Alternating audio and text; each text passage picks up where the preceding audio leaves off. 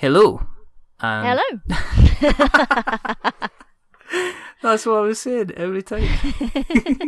Can't help it. It's automatic. I know, it's automatic. Somebody's speaking to you down the end of a microphone.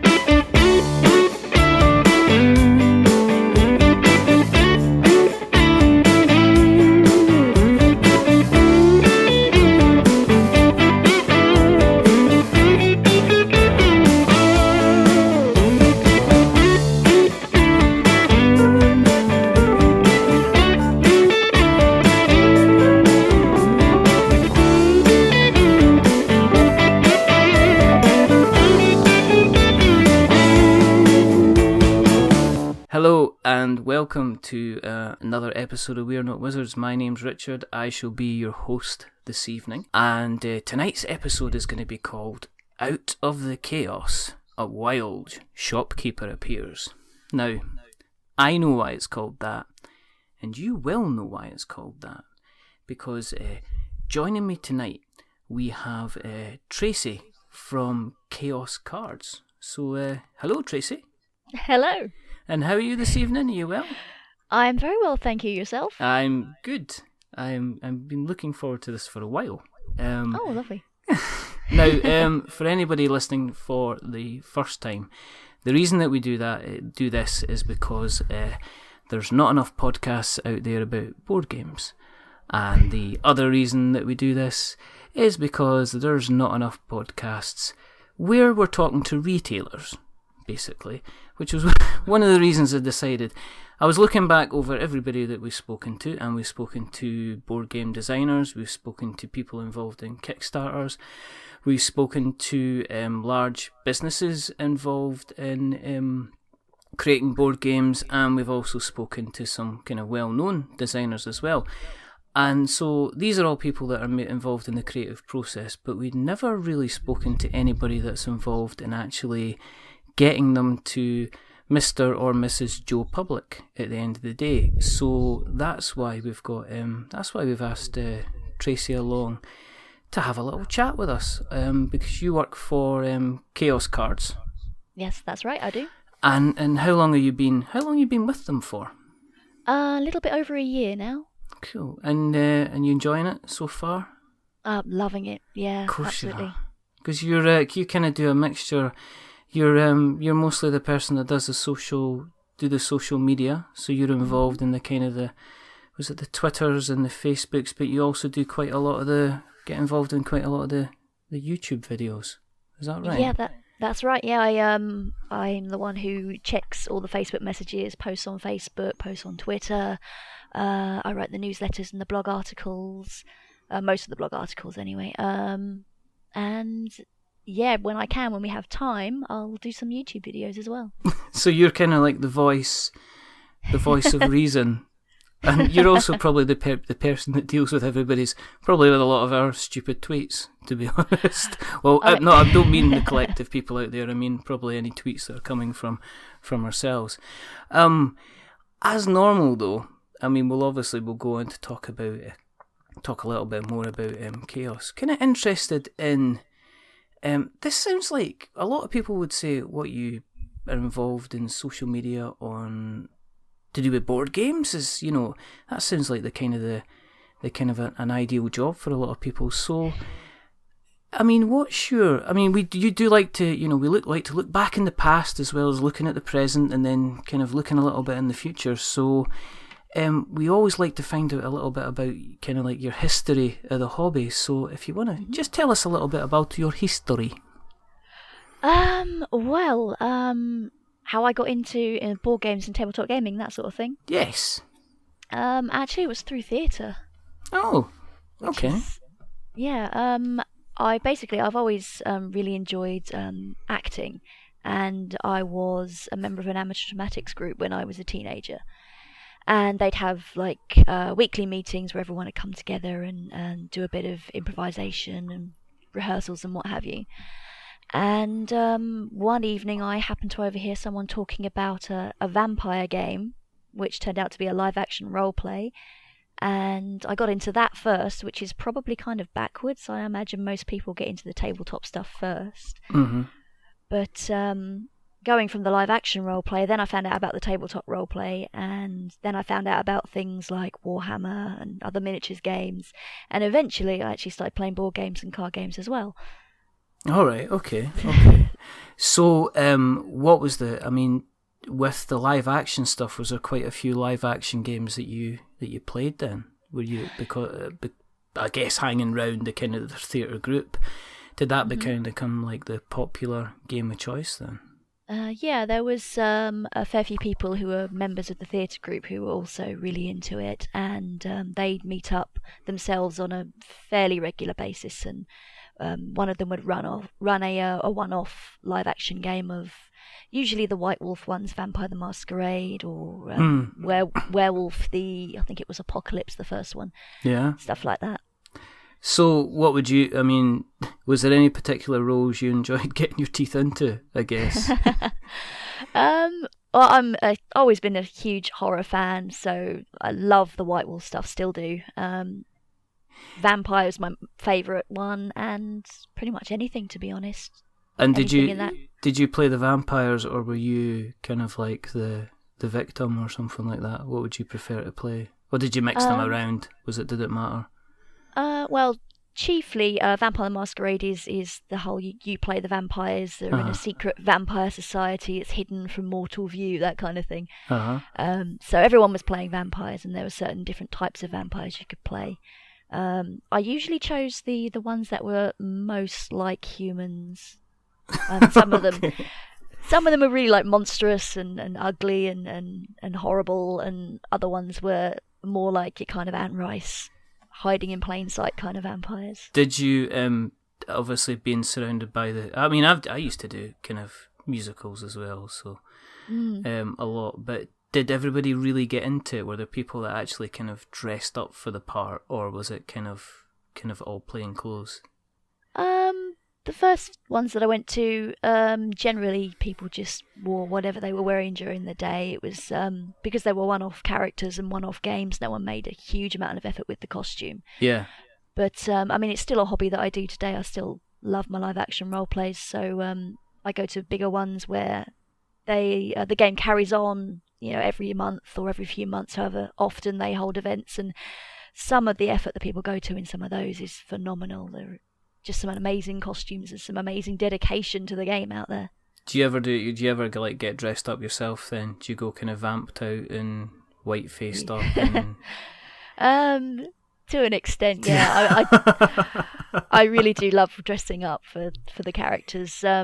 More so for the fantasy live action role play that I go to rather than the vampires games, because the vampire games are modern nights. You can just wear plain clothes, to be honest, and you're in costume. But right, okay. But yeah, there's fantasy roleplay ones out there as well, and I go to those, and people, they turn up in plate armor, they turn up in these amazing robes. It's fantastic, to be honest. Some of the effort that people go to, and I really do enjoy it. What about yourself? What do you go as? Have you got like a character of choice that you next to the kind of the jacket and the normal boots, you've got like a set of like a armor plated chainmail, and you've got like a broadsword sitting at the side next to the ironing board, or anything like that? Chainmail's a bit too heavy for me. My armor's all leather. All right, okay, cool. So you do. So who would you normally go as then?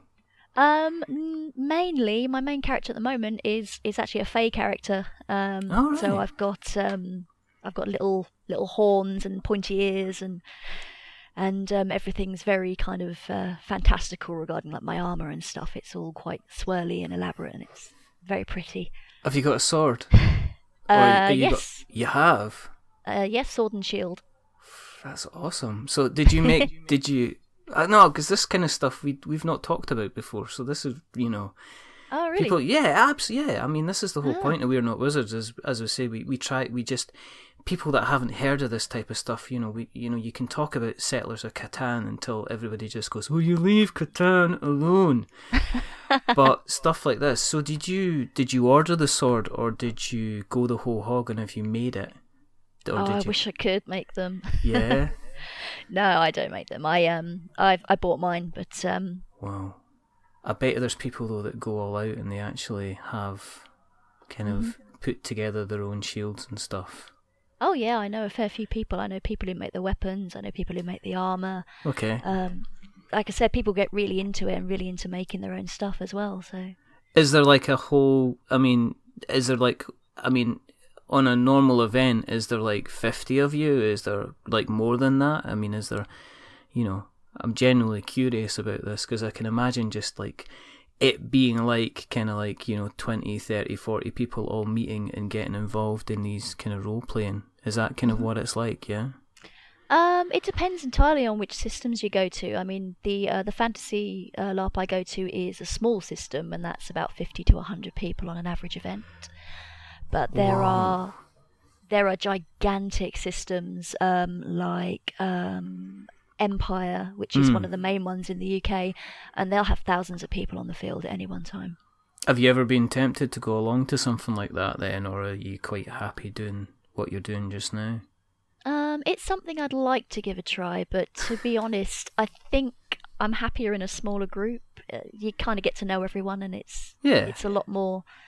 It's easier to get into the action and the plot of the game. Yeah, I suppose, and also getting into character, because I guess if you're surrounded by people you don't know, even if everybody else is dressed up, to the nines, I guess there's a little bit of realm of, I don't know these people, so I'm maybe not going into kind of full character, I guess. So if it's people you know, I guess you can just relax with them and go, hello, let me cut you up, kind of thing, or let us forge to the north. And I don't know what people say, I'm just making an absolute idiot of myself kind of saying stuff like that. But so you continue. I mean, you continuing to do that for the. I mean, is there next? When's the next big event? I mean, is this generally something that you do over the summer months only? The outdoor LARPs, the fantasy LARPs, most definitely they start. I think the earliest ones, the bravest ones, start in like February. But they usually the main LARP season is about April to the end of October usually. And does that mean you're always going for like the slightly nice kind of warm armour? Oh yes. I mean, the kind of general fantasy armour, and it's like you'll catch your death wearing that. Oh yeah. You're like that. Yes. Nope, I've got a big jumper. I've got my armour on top of it. Yes, my character does wear mittens, and there's possibly a nice woolen balaclava. This on the side. No, it's not a quill for my arrows, it's a thermos from a hot chocolate. It's always good to have a thermos hidden somewhere. That sounds good. So, that aside, you mentioned that you kind of got into, obviously, the tabletop and other sides. Did you scale back from, say, the LARPing into sitting around a table roleplay game then, type thing? Yeah, that was the next thing that really caught my attention, and again, it's something that I still do. Okay. We've got a regular group that comes over, and we play all sorts of tabletop RPGs. We've played Shadowrun, D&D, Call of Cthulhu, just like the everything. White Wolf ones. What's your favourite? I mean, out of the your Shadowrun and your D&D and Cthulhu, have you got like a favourite between those ones that you would roll out?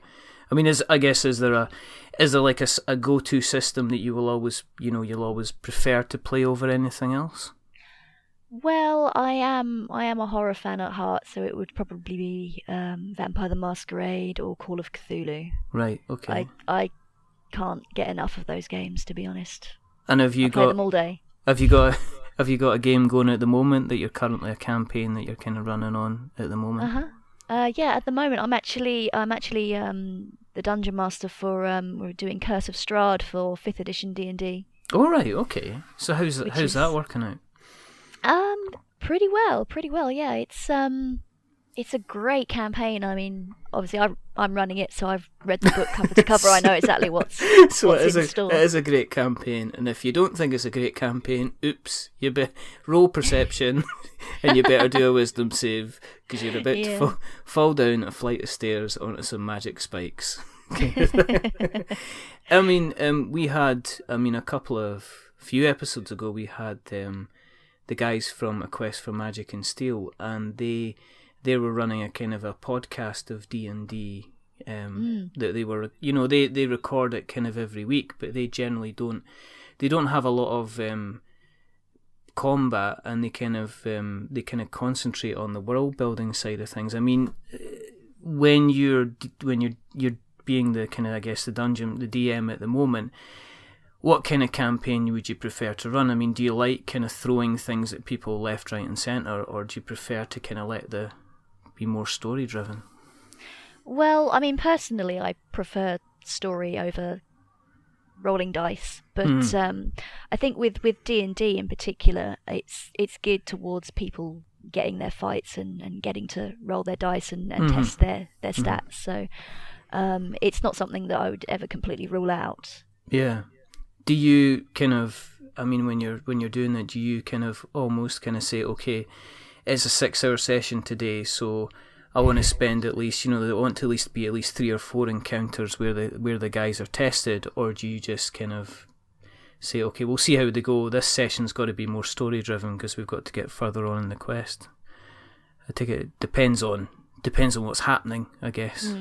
Yeah, it does. Okay. It's I mean, the last game that I ran, they managed to the party was given an escort quest, and they did it so well, with so many precautions taken and so much thought given to how they were going to keep these people they were escorting safe, that they avoided every single fight that I had laid out for them. Were you just like, the folk that's saying, Tracey, what's wrong with you? And it was like, nothing, it's fine. No, that's it. No, it was really impressive. I was very impressed with how they did. That's it. No, you hand out the hot chocolate and all those thermoses you've got prepared. Don't worry. I'll just put away my icy blasts that I had prepared for you. So, with the LARPing and then with the role playing game stuff, do you prefer do you prefer an RPG over, say, like the tabletop stuff then? I mean, or again, are you the type of person who'd be, in terms of your tabletop stuff, I mean, what kind of stuff do you like kind of playing with that then? I definitely prefer the stuff with a story. Things like, my current favourite is Mansions of Madness. Oh, right, okay. And I suppose on that note, I also much prefer the cooperative games. Mm-hmm.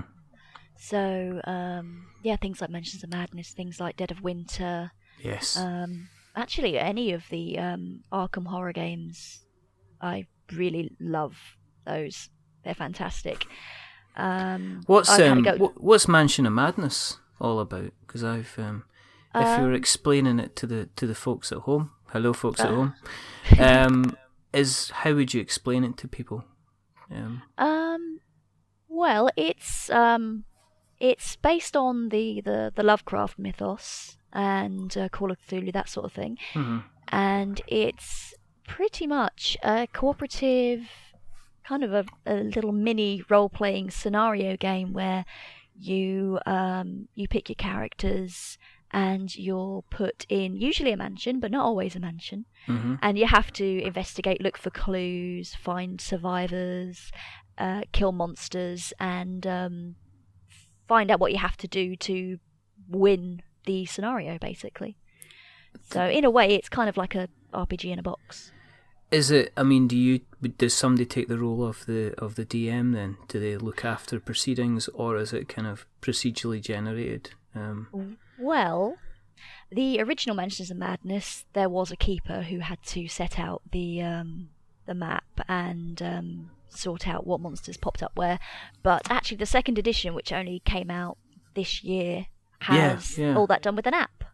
Oh, okay. So, yeah.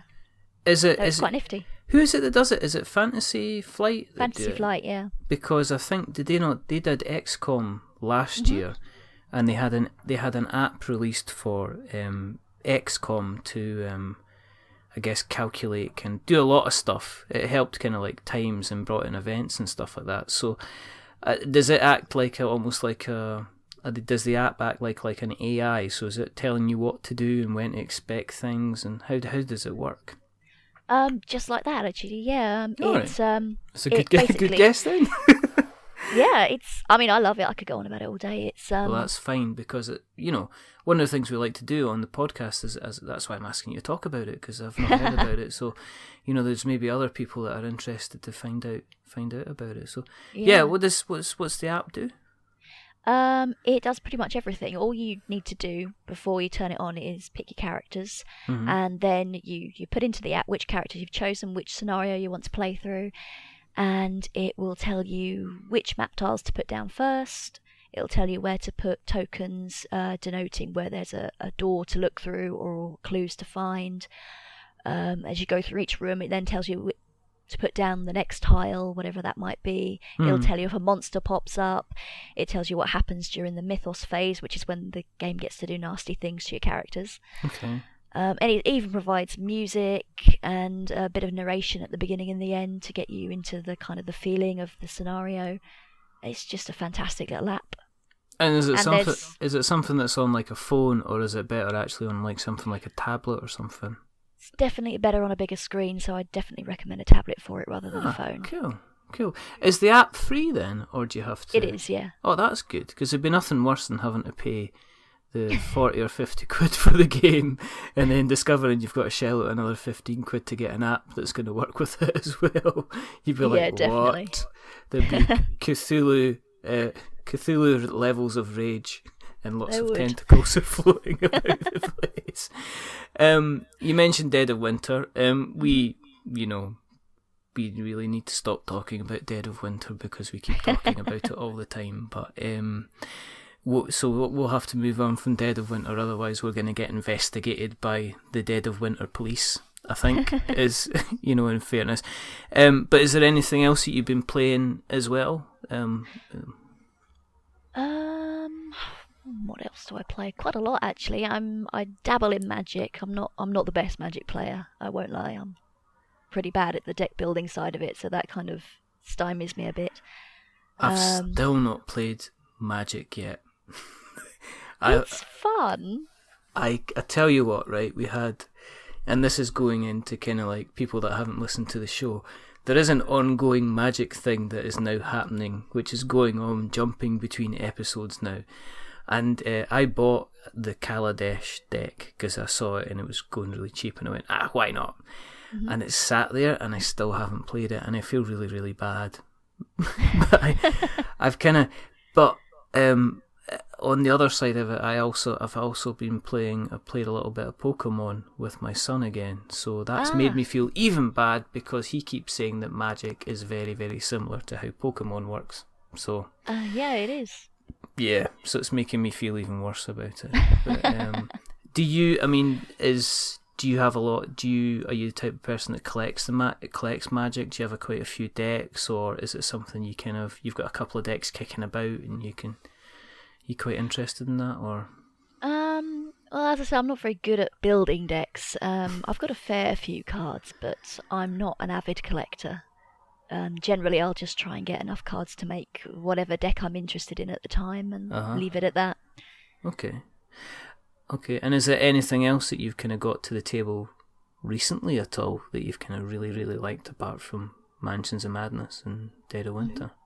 I bet there's tons, isn't there? I bet there's so many. Every day is like Christmas. It's like that. What are we opening today? Let's open this. Let's see what it's like. Ooh, components kind of thing. Ooh, look at the artwork on that card.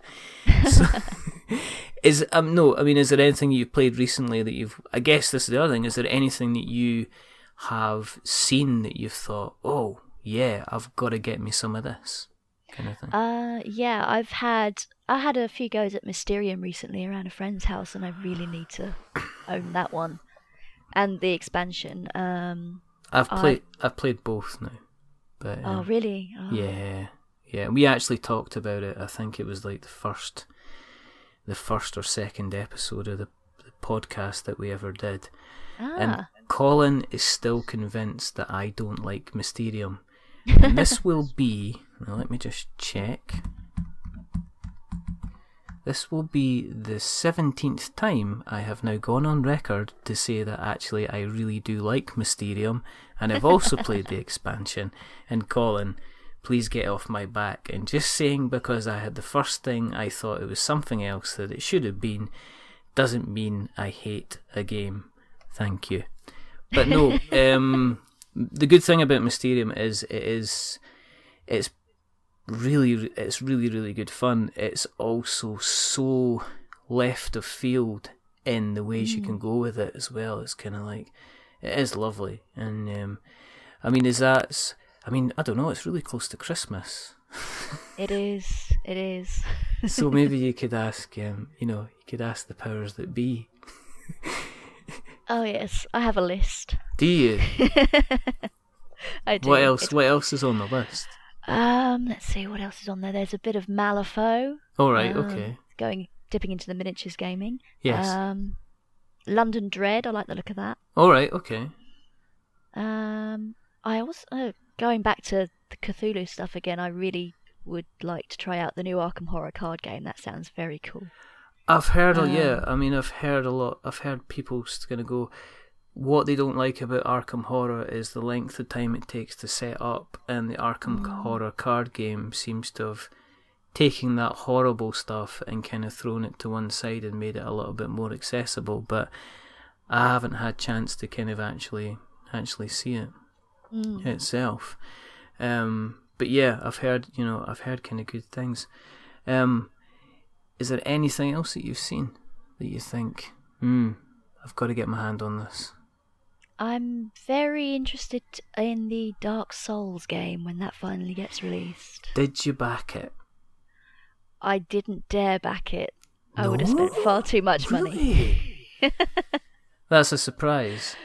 I know everybody seems to have backed it, but I could see myself spending far too much money on that, so I have restrained myself so far. You haven't backed it at all? Did you put in a pound? Yet. Did you put a pound in so you could get it later on then? I didn't know. I missed that one. Oh, didn't you? Okay. Why? I mean, okay, so here's a question, because we have had a few Dark Souls people on here who really like the game. Yeah, so we had we've had my mate Jeremy Greer, who runs a Dark Souls podcast called Don't Give Up Skeleton, which is all about how people got into Dark Souls. And we've also had Gary Butterfield from Bonfireside Chat, so he's been on as well. Okay, so here's the question. Are you more interested in the Dark Souls game for the game, or are you more interested in it because you're going to be able to have a tiny little Sith on your desk and a little Artorias as well on your desk, and a little gaping dragon and everybody else on your desk?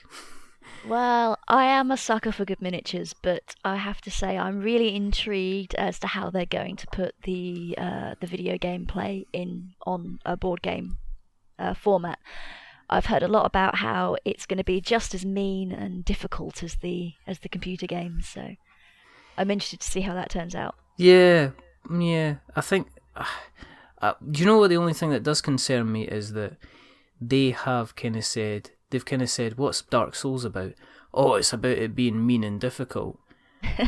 And if you've probably put a lot of hours into Dark Souls, like anyone is it once you kind of get past it or learn how everything kind of works in it, it's fair and not horrifically difficult. It's just kind of, you get punished for obvious mistakes, and you can kind of, if you're a Dark Souls fan, you've probably seen the Soul Level 1 runs and everything like that, You've probably seen that. Wow. So I'm just wondering, I'm just wondering how they're going to... But yeah, I'm equally intrigued as to how they're going to make a game that doesn't follow kind of traditional combat as such.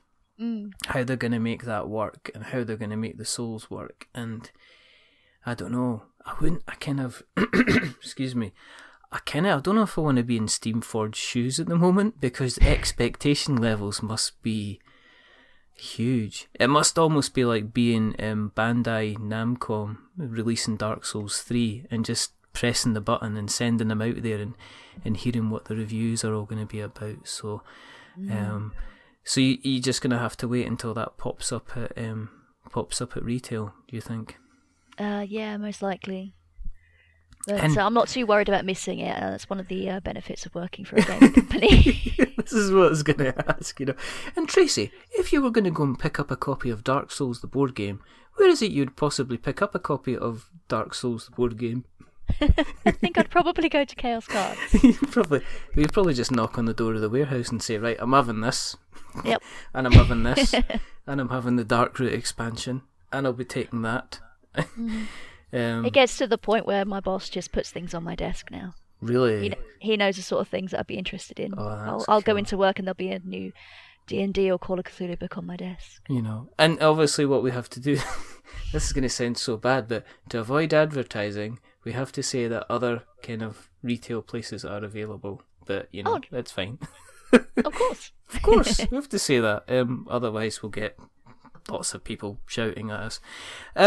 But it is interesting because obviously one of the things, as I say, one of the reasons I asked you guys on was quite simply we haven't had somebody in the retail sector, and because we're kind of entering, we seem to be in this wonderful, and we keep saying it, this golden kind of age of board games, and everybody's into it and playing it. In Chaos, you know, even places like yourself, have you seen, you know, in the time you've been there, have you seen kind of like, are things just getting busier and busier? Are there more games coming on board? Is it, you know, do you need to get a bigger warehouse? I mean, how's it been even over the last year, would you say? Well, I know that when I started, they had literally just moved into a bigger warehouse, and about now they're looking into trying to find more storage space. So yeah, they're definitely expanding, and very quickly. And with you being involved in the social media side of things, have you noticed kind of just general interest, people getting in contact with you, people engaging with you about kind of games and stuff like that? Has that kind of, I take it, well, let's look at it this way. You've got a job doing social media for a company that sells board games. I'm guessing that the answer to that question is yes, it is, Richard. Stop being so silly. Yeah, we get a lot of questions over the social media every single day. So and I mean, it's nice. We kind of get to chat with our customers a little bit, which is good because we're purely online at the moment. There's that separation. So having Facebook and Twitter is really nice to kind of close the gap a little bit. I guess otherwise, it gives you the public face, because normally you would just be dealing with kind of like email inquiries from the customers. I mean, in working in the, working there, is there kind of like games that everybody's kind of currently maybe talking about? Is there any kind of buzz going for any particular games at the moment that, you know, as soon as the stock comes in, that most of the staff are going to be wanting to get their hands on a copy of it? I mean, is there anything at the moment that... The Arkham Horror card game, actually. Really? Yeah, that there were a fair few copies that didn't get put on the website for that one because people were instantly, no, I'm buying it now. Yeah. Yeah. Just like that, we're going to need to get another shipment. It's like phoning up the supply. We need another 50 over because they've all gone. Did they go on display? No, they never even got out the truck, to be honest, before the staff were buying them for everybody. I mean, there'll be the normal stuff that comes in and comes out. Is there kind of like a cave of wonder in Chaos Cards that, you know, the boss comes in after you've been there a couple of months and go, here we go, this is our collection that we've kind of held back? Or is it purely about shifting the stuff? I mean, is there kind of like first edition copies of Space Hulk kicking around? Is there anything that the management have kind of special editions of, or copies that they keep locked away? There is a card vault, as it is called. It's not actually a vault, it's a drawer, but it's where you could have built that up to be so much more. There's a vault, and it's guarded by an angry pensioner called Bill. You need to go near him with a custard cream every Tuesday. It's a drawer. Yeah, it's just a drawer, but it's where we keep all the really expensive, like Magic cards or Pokemon cards or what have you. The big money cards that we occasionally manage to get hold of. I mean, they all go on the website, but they don't get stored in the warehouse with the rest of the cards. What's the most expensive kind of card and or game that you have seen so far? Oh gosh, this is when the questions start to get trickier. By the end, we'll be going into calculus and algebra. That I've personally seen, there was Yes. some of the expedition lands from Battle for Zendikar, the Magic the Gathering set, which was about a year ago actually, and we had some of the ones that were fetching, I think they were fetching close to £100, possibly a little bit more. For a bit of cardboard. Mm. This is when I show I don't get magic.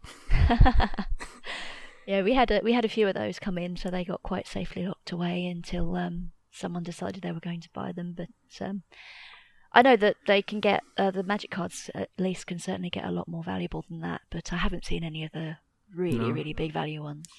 Is there like a little personal collection that they've got in the office that they say, okay, here's this, here's that, here's this, or is it just the fabled drawer of cards? Well, every now and then someone will bring their personal collection in and try and trade cards with other people. That happens quite regularly. Is there Most people there are Magic fans. Really? Yeah. That's so. It must be so cool just walking in and saying, right, I'm going to trade this, and the management are looking on and going, yep, that's fine as long as you're kind of replenishing the stock afterwards by buying some cards back off us, as well. That'd be quite cool. One of the things I've got to ask is, as I say, we've had guys from kind of Kickstarter on and stuff like that. Mm-hmm. What's the kind of the thoughts about, kind of Kickstarter when you see all these campaigns? I mean, Dark Souls is destined for retail. I'm pretty sure it'll be, you guys will probably end up selling it at some point. I mean, is there a general feel about kind of like Kickstarter, or is it something that you would just, I mean, is there a general feel about Kickstarter? Are there thoughts on it, or is it just something that you sometimes will touch on if the games come to retail, or is it just something you leave kind of well alone? We definitely keep an eye on the bigger games that come up on Kickstarter, and it's great when we find one that has like a retailer pledge. We quite often get in on those. If they don't, it's a little trickier, but we certainly do keep an eye out for them and try and catch them when they come into retail. It's a really good way of just gauging how popular a game is going to be and how much interest that there's going to be in it from the very beginning. Okay, so are there games, another question's just popped in my head. Are there games that you have seen kind of seem to sell or become very, very popular, which you think are a bit kind of, they're not that brilliant kind of thing? When you see them, like, here's another 27 copies of sold today, and you're like, why would anybody buy that? It's not that brilliant. I mean, is there any games like that which you've seen which you go, I don't know, disappointment looms kind of thing? Not that I can think of, actually. I can't think of anything that has struck me like that. And on the other side, is there games which are like hen's teeth, which are just really, really difficult to get to, that as soon as they come in the door, they're pretty much back out the door again? Oh yeah, definitely. Any of the newer X-Wing stuff goes really very quickly. Yeah. Once it's in, it's out again. Actually, Arkham Horror, again, I keep going back to Arkham Horror, don't I? This is like a hint. So what to do, just so see once we've recorded this and we've finished it off, what we'll do is we'll record it, and then you'll just get the boss to listen to it again and again and again, and it'll be like, Tracey wants Arkham Horror. Tracey wants Arkham Horror. Subliminal messages. I promise that Fantasy Flight are not paying me money for this. Hey, listen, it's not you guys. It's not you that gets in trouble. It's me. What's the main boss's name? Tony. Tony. Tracey really wants the Arkham Horror card game. Okay. See, and we can put that in subliminally, so he'll listen to it. We'll go like, oh, here you go. And you'll end up with 5 copies on your desk. It could end up like The Sorcerer's Apprentice, where every single time he goes past the shelf with the Arkham Horror card game, he puts another one on you until you've got about 50 copies surrounding you while you're trying to like do work and kind of like do YouTube videos as well. I mean, what's the atmosphere like in the place? I mean, is there a lot of it, kind of excitement? Is it like good fun? Is it kind of like high energy and stuff like that as well? Or is it always like, it's coming up to Christmas obviously, is this like the really, really busy time for you guys? It is, yeah. It's insanely busy, and it seems to have already started actually, that we've got so many orders to put out, but it's a really great place to work actually, in respect to the fact that everyone there is a gamer. Absolutely everyone. And we don't all play the same game. Most of us do play Magic to some extent or other, but generally, pretty much any kind of game that you want to think of, there'll be someone working at Chaos Cards who plays that kind of game, which is really helpful and really interesting. There's always someone you can turn to say, what's this all about? What do you think of this? If a customer asks for a recommendation or for some help with one game or other, there's always someone that I can turn to and just get a bit of information from if I don't have it myself. That must have been an interesting interview, because was it kind of like structured around, well, tell us, was it like this? Was it tell us about your gaming history, and then tell us what you're playing, and then tell us what you would like to play? Oh, and by the way, do you know how Twitter works? Could you do what you like? Could you do Facebook, and could you also do some YouTube videos? And would you like a copy of Arkham Horror, because there's some voice in the back of my head telling me to give you another one? Yeah, it was pretty much like that actually. Was it? All right. Yeah, okay. apart from the Arkham Horror bit. All right. It's unfortunate. I'm unfortunately not able to kind of offer you any job or anything at the end of this chat. I can't even offer you Arkham Horror either, which is a bit But I know some people that can. I mean, one of the things that Chaos are doing is the retail store, which for me is kind of strange and kind of not strange at the same time. Because when you first told me, before, when we had our chat and we were having our chat over email, and you said, "Oh, we're doing a retail premises," there was part of me that thought, "Are they having a laugh?" But then there was part of me. I mean, have you? Where you are, is there any other kind of other tabletop cafes already on the go? Not so much. No, there's one place which is called the Twisted Cauldron, and everyone should go there because we don't want to. We want to have a friendly competition when we finally do get to open up, but. They're a very small local gaming group and store, and they've got a lovely atmosphere and a lovely bunch of guys play there, and I've been down there myself a few times. But it is, at the moment, it's pretty much just them. But we're hoping that the local area is going to be big enough and there'll be enough gamers that we'll both be able to happily coexist. Yes. So you obviously, you're moving back into retail. You've gone from online, and I guess kind of 10-15 years ago there would have been a lot of people jumping from having a retail store into online. With kind of like, is the decision behind that? Has that been discussed with you guys as to why you're doing it? I mean, are you going to be involved in the new retail store? Or are you still going to be involved doing what you're doing just now? Is it in the same place? Is it a completely different place to where you're based just now? It's still in the same town where we're currently based, which is Folkestone, down in the southeast of England. All right, okay. And the general idea behind it, as I understand it from what I've been told in discussions with the directors, is that having an actual bricks and mortar store was part of their original ambition. And it's something that they've only recently really felt that they could afford to branch into. So that's really cool. it's really nice that they've managed to get to that point. It's testament to how popular the hobby has become that I guess like an online retailer can say, okay, we've got our online retail, that's sorted out, we're kind of sustainable. How do we kind of make it more community driven? Because I guess online's fantastic, but as we've certainly said, online gaming seems to be a very, very kind of singular kind of activity, whereas a tabletop game, you can have 8 or 9 people round the table having a really good laugh, having a really good chat, just socially interacting with each other as well.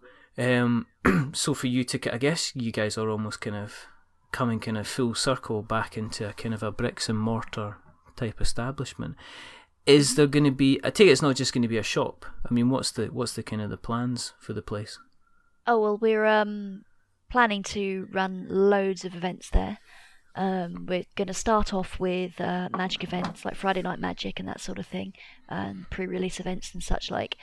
And we want to also run things like X-Wing, board game events. We want to run possibly things like Pokemon events.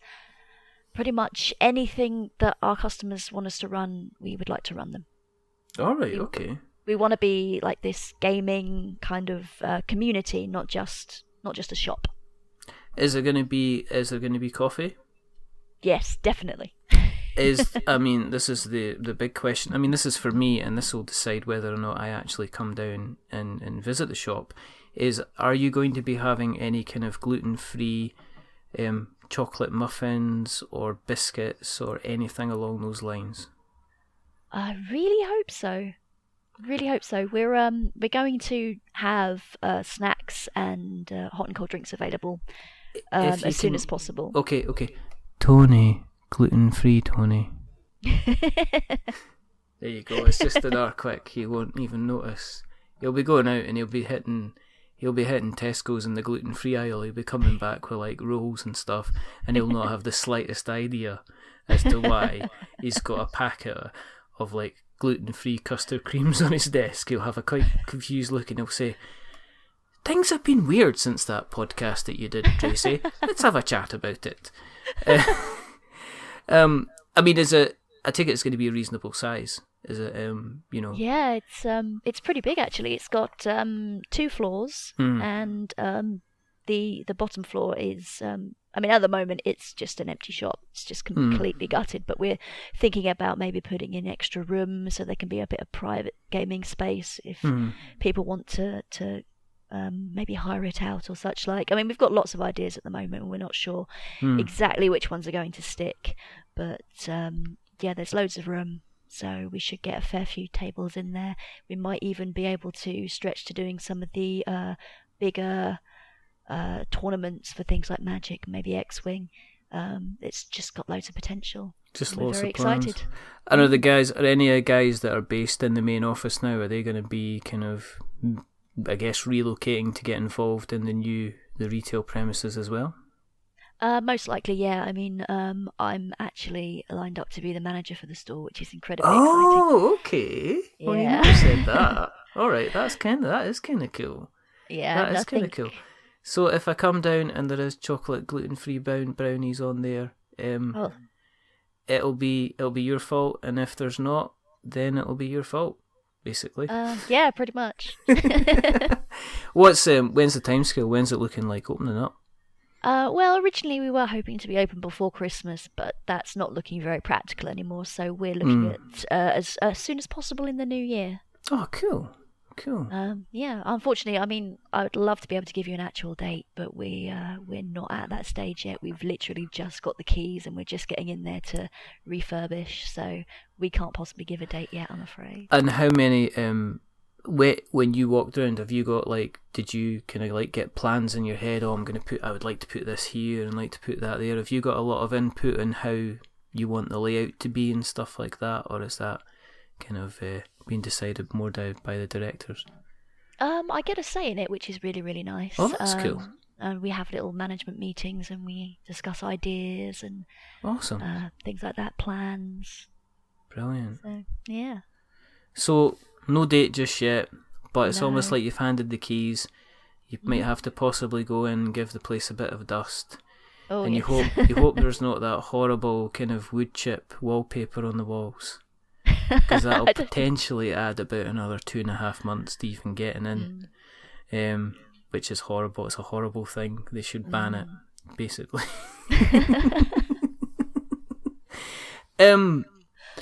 Obviously, one of the things that we talk about on the show is we do shout outs. Now, normally, I mean, I'm not going to make you sit here while I give a whole shout out to a whole group of people. So we're not going to do that.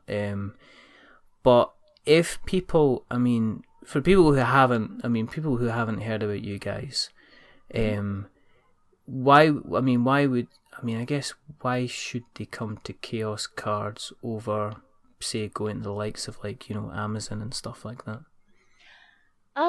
Well, I would say personally, we are actually a small business, which a lot of people don't realise. There seems to be this perception about us that we're some great big company, and we're really not. It's like 12 to 15 people in a warehouse doing all the work. You use the word chaos, so we're expecting a couple of hundred. No, it's really Otherwise, not. 12's like a mild rabble. Yeah, we're a small business. It's a bit strange to think about sometimes, to be honest, because the business has been going so well recently. It's strange to sometimes think of ourselves as a small business, but that really is what we are. And we literally started off with Tony trading his magic cards from his kitchen, and it's gone up from there.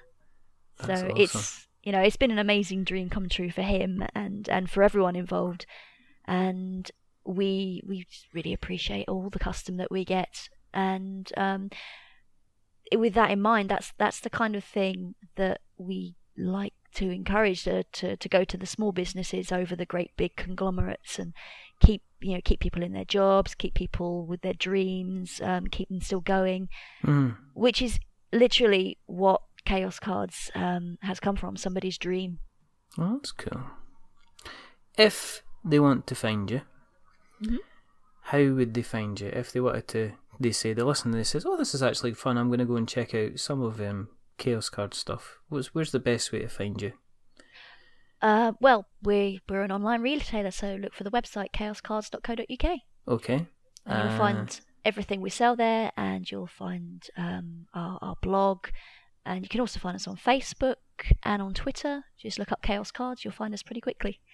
And Chaos Cards, your Chaos Cards, is it just Chaos Cards on Twitter, or is it _ Chaos Cards, or anything like that, just Chaos Cards? I think it's Chaos_cards. There you go, just Twitter. in case. We'll put a link in the show notes, so people can have a look. Cool. Okay. If you want to track down what we're doing and what we're up to, then you can find us on Twitter and We're Not Wizards. You can go to Facebook and find us at We're Not Wizards. We are on Instagram at We're Not Wizards. We are on Stitcher and iTunes as well. And if you like what you hear tonight and you fancy giving us a little kind of review, then that would be absolutely fantastic. If you just search for us on iTunes under We're Not Wizards. Obviously, don't give us out of 10 because that would make our heads too big, and don't give us a 1 because that will make us cry, but go in the middle. A nice 5 stars is always very, very nice. Listen, this has been very enjoyable. I hope I've not talked too much nonsense, and I hope you've had a bit of fun. Yeah, it's been lovely. Thank you very much for inviting me. No worries. Obviously, there is one more thing that I have to say, which is, before we sign off, is that to remember that we are many things, but we're not wizards. Are we wizards, Tracey? No, not really. No, what do you mean not really? It's a binary yes, no. I'm telling you, I'm going to stop having guests on. Right, let's start. Are we wizards? We're not wizards. Brilliant. Spoken like a true prodigy. But until next time, thank you very much for listening. And it's a goodbye from Tracey. Goodbye. And it is a goodbye from me. So, goodbye, thank you for listening, and we shall speak to you very, very soon. Bye-bye.